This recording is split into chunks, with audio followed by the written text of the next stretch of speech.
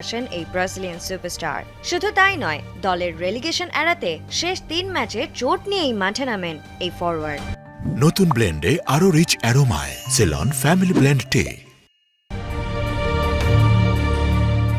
এর মাঝে প্রথম ম্যাচে করেছিলেন একটি গোল ও একটি অ্যাসিস্ট, দ্বিতীয়টিতে করেছেন হ্যাট্রিক, আর শেষ ম্যাচে ক্রুসেইরার বিপক্ষে গোল না পেলেও মাঠে দাপিয়ে বেরিয়েছেন পুরো 90 মিনিট। তবে শেষ দিকে ৩-০ গোলের জয় নিয়েই মাঠ ছাড়ে সান্তোস। এছাড়া বাকি 2 ম্যাচেও একই ফলাফল গড়েছিল ক্লাবটি। ম্যাচ শেষে নেইমার নিজেই দিলেন দুঃসংবাদ।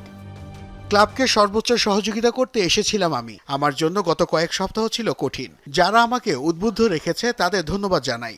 তারা সঙ্গে না থাকলে আমি এই ইনজুরি ও হাঁটুর সমস্যা নিয়ে ম্যাচগুলো খেলতে পারতাম না। আমার বিশ্রাম প্রয়োজন, তারপর হাঁটুর অস্ত্রোপচার করাবো। অস্ত্রোপচারের পর কবে ফিরবেন মাঠে তা অনিশ্চিত।